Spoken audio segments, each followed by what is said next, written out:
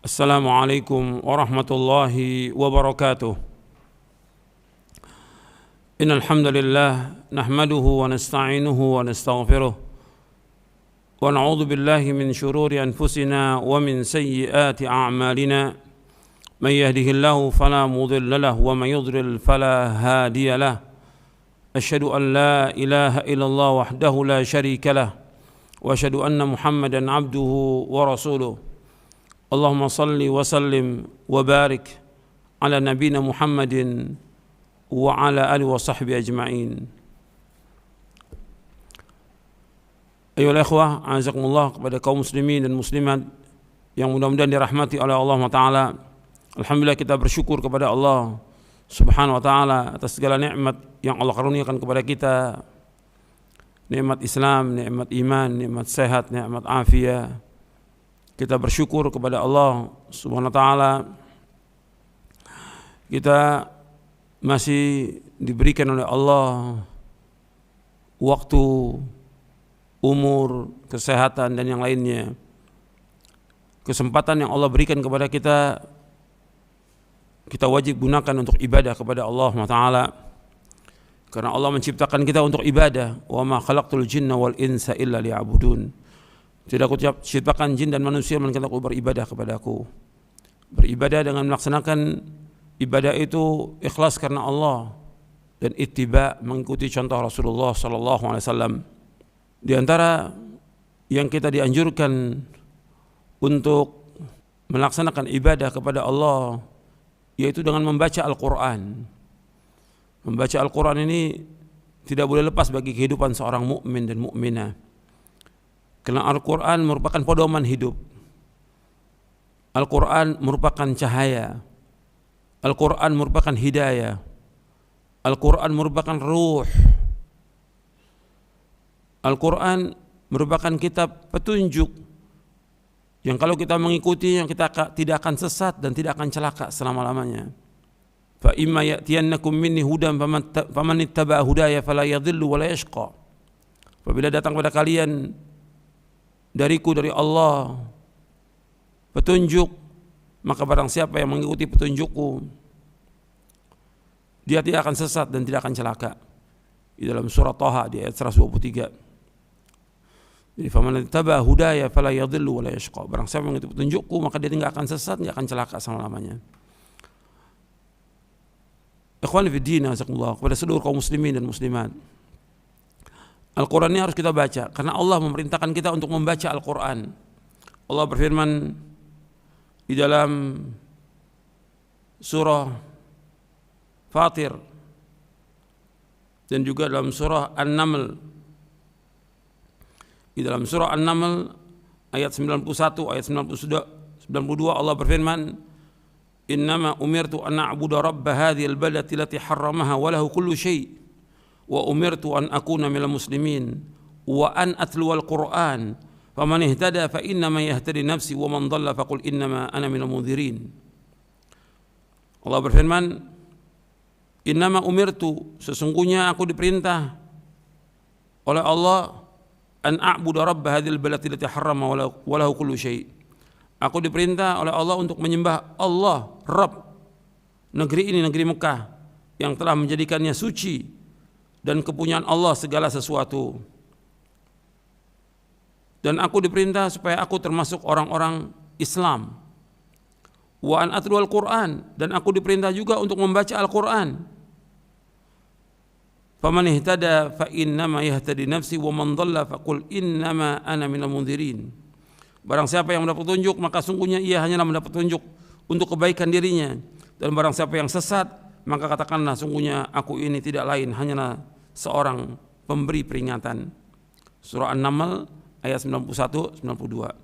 Allah juga berfirman dalam surah Fatir ayat 29 ayat 30. Innal ladzina yatluna kitaballah wa aqamus shalah wa anfaqu mimma razaqnahum sirran wa alaniyah yarjuna tijaratan lan tabur liwaffiyahum ujurahum wa yazidahum min fadlih innahu kana ghafurun syakur. Allah berfirman dalam surah Fatir ayat 29-30, sesungguhnya orang-orang yang selalu membaca kitab Allah dan mendirikan salat, dan menafkahkan sebagian dari rezeki yang kami anugerahkan kepada mereka dengan diam-diam dan terang-terangan. Artinya dia menginfakkan hartanya dengan diam-diam dan dengan terang-terangan. Mereka itu mengharapkan perniagaan yang tidak akan merugi, agar Allah menyempurnakan kepada mereka pahala mereka dan menambah kepada mereka karunia-Nya. Sungguhnya Allah Maha Pengampun dan Allah Maha Mensyukuri. Di dalam ayat ini Allah menyebutkan innalladzina yatluna kitaballah. Sesungguhnya orang-orang yang membaca kitab Allah. Jadi kita diperintahkan untuk membaca kitab Allah. Al-Quran untuk dibaca. Al-Quran ada di tengah-tengah kaum muslimin. Dan Rasul sudah menyampaikan semuanya. Rasul mendapatkan wahyu selama 23 tahun. Kemudian beliau wafat dalam keadaan sudah sempurna agama Islam ini. Kemudian dibaca oleh para sahabat, dihafal oleh mereka. Anak-anak mereka juga hafal. Kemudian dibukukan, dikumpulkan dalam satu mushaf oleh Utsman bin Affan radhiyallahu an, dan terus disalin oleh para sahabat yang lain, tabi'in, dan terus seperti itu sampai hari ini. Dan di rumah kita banyak Al-Quran, ada yang punya 1, 2, 3, bahkan lebih daripada itu. Al-Quran yang ada itu untuk dibaca, bukan untuk dipajang. Al-Quran bukan untuk ditulis sebagai kaligrafi, bukan. Atau bukan untuk jimat, bukan. Al-Quran dibaca untuk kita pahami, kita amalkan. Dan itu akan membuat hati kita ini hidup. Dengan kita membaca Al-Quran, akan membuat hati kita menjadi tenang dengan membaca Al-Quran. Dan rumah kita yang dibacakan Quran, setan itu akan lari, termasuk surah Al-Baqarah. Kata Nabi SAW, la taj'alu buyutakum maqabira inna syaitana yanfiru minal baiti alladhi tuqra'u fi surah Al-Baqarah. Janganlah kamu jadikan rumah kamu seperti kuburan, sesungguhnya setan lari dari rumah yang dibacakan surah Al-Baqarah. Kita disuruh untuk membaca Al-Quran. Al-Quran untuk dibaca, bukan untuk dipajang, bukan untuk dijadikan kaligrafi, bukan untuk dijadikan hiasan, bukan. Al-Quran untuk dibaca. Jadi kita baca, istri baca, anak kita baca, dan hatamkan. Kita diperintahkan untuk membaca Quran, kemudian menghatamkan Quran. Disuruh kita untuk menghatamkan. Artinya apalagi di bulan Ramadan, kita berusaha, para ulama salaf itu membaca dan menghatamkan Al-Quran. Dan membaca Al-Quran fadilahnya besar. Satu huruf Al-Quran ganjarannya besar. Makanya disebutkan dalam hadis Abdullah bin Amr radhiyallahu anhuma, kata beliau, qala li Rasulullah sallam, iqra'il Qur'an fi kulli syahr. Qala qultu inni ajidu quwwatan. Qala faqra'u fi 20 laylah. Qala qultu inni ajidu quwwah.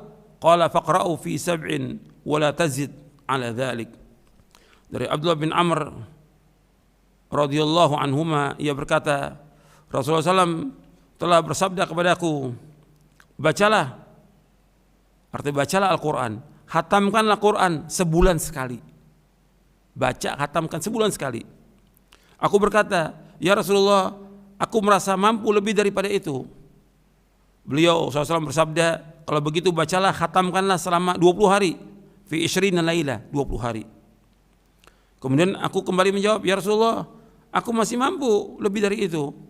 Maka Rasulullah SAW bersabda, kalau begitu bacalah, hatamkanlah Al-Quran selama 7 hari dan jangan lebih daripada itu. Hadis ini sahih, diriwayatkan oleh Imam Bukhari, Muslim, Abu Daud At-Tirmidzi dan Ahmad. Dan lafaz ini lafaz Muslim. Artinya Nabi menyuruh untuk baca Quran setiap hari, dan disuruh untuk menghatamkan selama sebulan. Karena Abdullah bin Amr kuat, Nabi suruh 20 hari. Karena kuat, disuruh lagi Nabi untuk membaca dalam sepekan. Jangan kurang daripada itu. Sebab kalau kurang, umpamanya 3 hari, khawatirnya dia tidak paham. Dan menurut yang lain, Abdullah bin Amr membaca 3 hari, berarti sehari 10 juz. Dan kita harus usaha seperti itu. Kita baca, istri kita baca, anak kita baca. Terutama di bulan Ramadan. Syahrul Quran. Allah turunkan Al-Quran di bulan Ramadan. Syahrul Ramadan alladzi unzila fihil Quran hudan linnasi wa bayyinatin minal huda wal furqan. Dalam surah Al-Baqarah di ayat 185. Allah menyebutkan syahr Ramadan, bulan Ramadan diturunkan padanya Al-Quran. Kita harus baca Al-Quran. Allah turunkan Al-Quran di malam Lailatul Qadar, maka baca. Dan ikhwan fiddin azakumullah, membaca Al-Quran ganjarannya besar. Orang beriman harus baca Al-Quran, orang muslim harus baca Quran dan harus bisa baca Quran. Orang Islam harus bisa baca Quran, harus belajar. Insya Allah bisa. Ada kita bisa belajar dalam sepekan, ada juga yang 10 hari, ada yang sebulan. Tapi harus belajar, harus bisa, harus lancar baca Al-Quran. Gak boleh seorang muslim gak bisa baca Quran, tidak boleh. Ada aib, ada aib. Aib bagi seorang muslim gak bisa baca Quran. Dan banyak cara untuk bisa belajar. Kemudian ikhwan fillah jazakumullah, membaca Al-Quran ganjarannya besar. Rasulullah SAW bersabda dalam hadis yang diriwayatkan dari sahabat Abdullah bin Mas'ud radhiyallahu an, Rasulullah SAW bersabda, "Man qara'a harfan min kitabillah falahu bihi hasanah, wal hasanatu bi asyri amsalihha, la aqulu alif lam mim harf, walakin alifun harf, wa lamun harf, wa mimun harf." Dari Abdullah bin Mas'ud radhiyallahu an, ia berkata, Rasulullah SAW bersabda, barang siapa membaca satu huruf Al-Quran, maka dia mendapatkan satu ganjaran. Dan satu ganjaran itu menjadi 10 kali lipat. Aku tidak berkata alif lam mim itu satu huruf, tetapi alif satu huruf, lam satu huruf, dan mim satu huruf. Hadis ini diriwayatkan oleh Imam Tirmidzi, dan Tirmidzi kata hadis ini hasan sahih. Hadis ini sahih diriwayatkan oleh Imam Tirmidzi, Ibnu Abi Syaibah dalam kitabnya Al-Musannaf, dan yang lainnya. Disahihkan oleh Syekh Al-Albani dalam Sahih Jami' Shaghir dan juga dalam silsilah hadis as-sahihah. Disuruh kita untuk membaca Al-Quran. Satu huruf Al-Quran 10. Jadi kalau alif lam mim 30 ganjarannya. Ini besar. Jadi ikhwan fiddin azakumullah, kita diperintahkan baca Al-Quran. Nabi bersabda, "Iqra'ul Quran fa innahu ya'ti yaumal qiyamati syafi'an li ashabihi." Baca Al-Quran, karena Al-Quran akan memberikan syafaat kepada orang yang membacanya nanti pada hari kiamat. Hadis sahih riwayat Muslim. Bahkan dalam riwayat yang diriwayatkan oleh Imam Hakim dalam kitabnya Al-Mustadrak, Nabi menyebutkan bahwa puasa dan Al-Quran akan memberikan syafaat kepada seorang. Al-Quran memberikan syafaat dan juga puasa memberikan syafaat.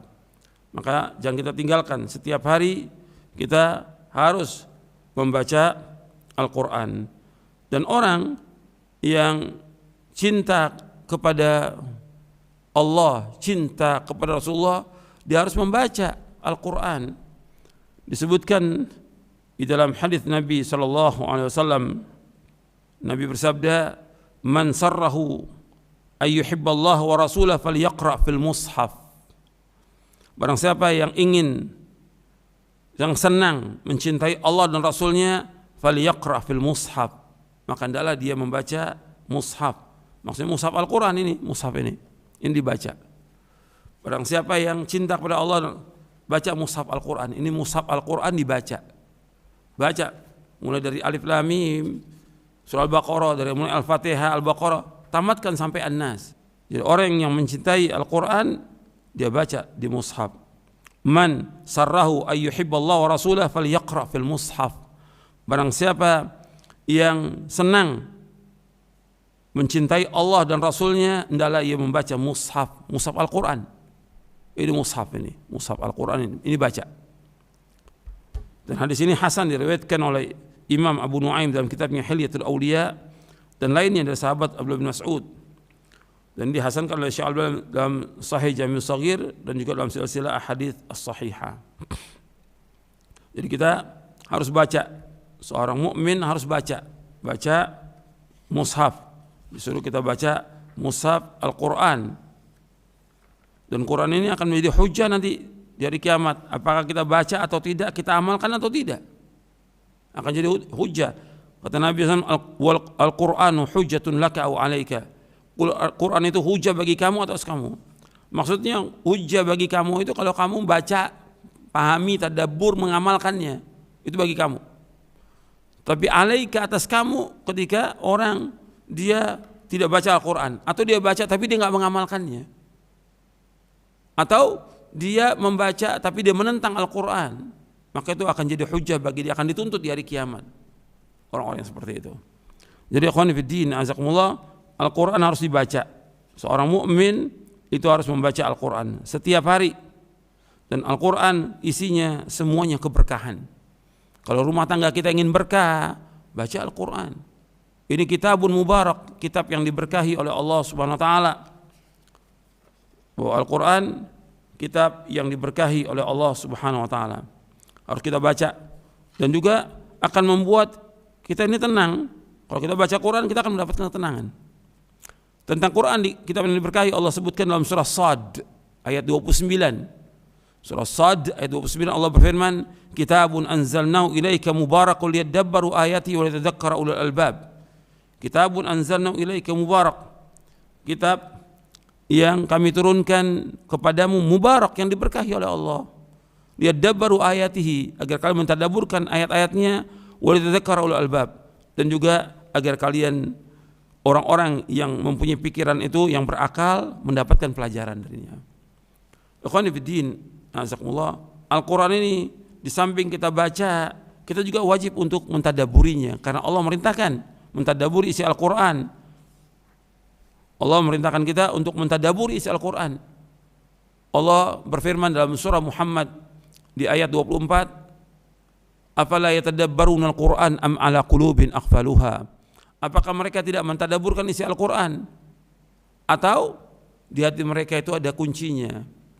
Allah menyuruh kita baca Quran, Allah menyuruh tadabbur, merenungi isinya, memahami isinya, kemudian mengamalkan. Karena Allah turunkan Al-Quran untuk diamalkan, bukan untuk pajangan, bukan sekedar dibaca tilawahnya dengan bacaan yang bagus, bukan. Atau dia hafal 30 juz tapi dia nggak mengamalkan. Al-Quran diturunkan oleh Allah untuk kita tadabburi, kita pahami, kita renungi isinya, kita amalkan. Kita harus mengambil pelajaran dari isi Al-Quran ini, kitab yang diberkahi oleh Allah. Kita harus mengamalkan, karena Nabi SAW mengamalkan Al-Quran, dan para sahabat mengamalkan. Quran itu diumpamakan oleh para ulama bahwa para sahabat itu seperti Quran yang berjalan. Betul-betul mereka amalkan. Tauhid mereka amalkan, ibadahnya mereka amalkan, semua mereka amalkan. Termasuk akhlak mereka amalkan. Semuanya, muamalah mereka semuanya indah dan bagus karena mengamalkan Quran. Ini pedoman hidup, petunjuk hidup. Dan kalau kita amalkan, kita akan bahagia. Di dunia akan bahagia, di akhirat akan bahagia. Ketenangan dan kebahagiaan dengan membaca Al-Quran. Al-Quran itu zikir, Al-Quran zikir. Karena Allah menyebutkan, "Inna nahnu nazzalna dzikra wa inna lahu lahafizun." Sungguhnya kami yang turunkan az-zikr itu Al-Quran, kami yang akan menjaganya.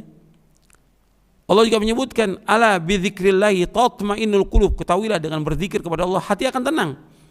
Dalam surah Ar-Ra'd di ayat 28, ketahuilah dengan berzikir kepada Allah hati akan tenang.